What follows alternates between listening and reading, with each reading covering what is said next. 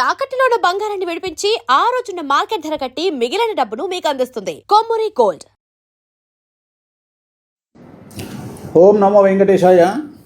గురువు అతిచారంలోకి వెళ్ళినాడు 2026 జూన్ 2వ తేదీ, అంటే ఈ సంవత్సరం నుండి అని మనం మాట్లాడుకున్నాము.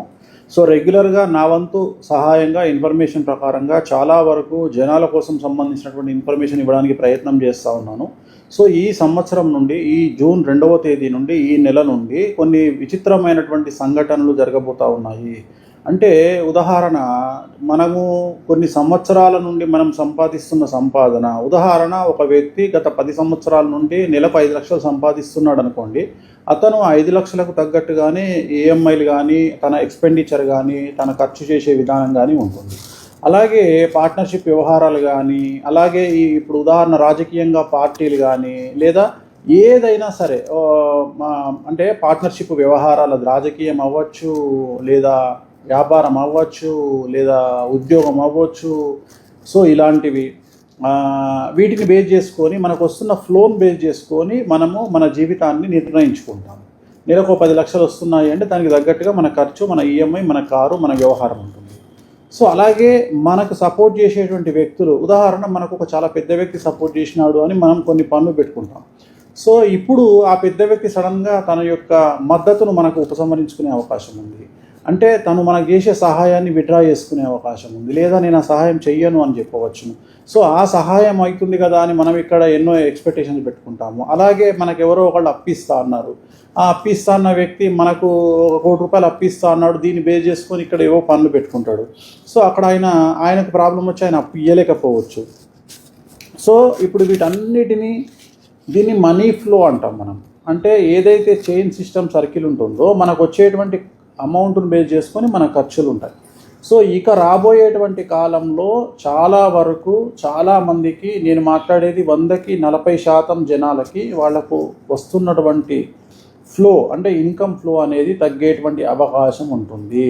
అలాగే అండర్స్టాండింగ్ ప్రాబ్లమ్స్ వచ్చేటువంటి అవకాశాలు ఉంటాయి. మధ్యవర్తులు కానీ, మీడియేటర్స్ కానీ, లేకుంటే వ్యాపార భాగస్వాములు అవ్వచ్చు, ఇట్లాంటి వాళ్ళ ద్వారా సమస్యలను ఎదుర్కొనే అవకాశం ఉంది. మీ ఫ్లో తగ్గిపోయే అవకాశం ఉంది. కాబట్టి సాధ్యమైనంత వరకు మీ ఖర్చును ఇక మీదట తగ్గించుకునే ప్రయత్నం చేయండి.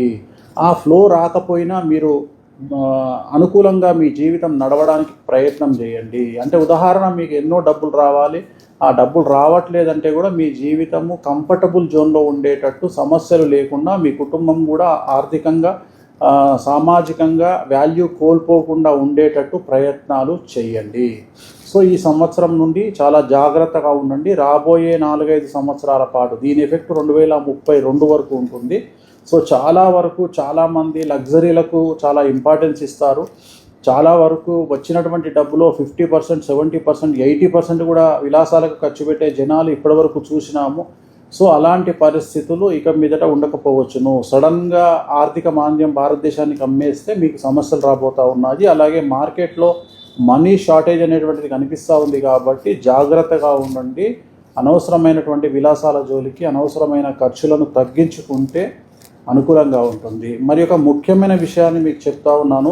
ఈ అతిచారము, గురువు, ఈ వ్యవహారం అంతా కూడా టైం బేస్డ్ లైఫ్ మీద ఆధారపడి ఉంటుంది. ఎందుకంటే భారతదేశానికి కుజ మహర్దశ నడుస్తుంది కాబట్టి, టైం బేస్డ్ వ్యవహారం నడుస్తుంది కాబట్టి ఒకటే గుర్తుంచుకోండి, మీ ఇళ్లలో ఉన్నటువంటి వాల్ క్లాక్స్, గోడ గడియారాలకు సంబంధించి ఆగిపోకుండా చూసుకోండి. మీ ఇంట్లో ఉన్న ఆగిపోయిన గడియారాలు ఉంటే తీసేయండి. అలాగే మీ చేతికి పెట్టుకునే గడియారం రెగ్యులర్గా నడిచేటట్టు చూసుకోండి. అంటే ఆగిపోయిన గడియారాలు, చేతి గడియారాలు కావచ్చు, గోడ గడియారాలు కావచ్చు, అవన్నీ తీసేసి వీలైతే కొత్త గడియారం కొనుక్కోండి. ఇంట్లో వాల్ క్లాక్ కావచ్చు, లేదా మీ చేతికైనా సరే కొత్త గడియారాన్ని కొనుక్కోండి. గడియారంలో టైం రన్ అయితే మీ టైం రన్ అవుతుంది, గడియారం టైం ఆగిపోతే మీ టైం ఆగిపోతుంది.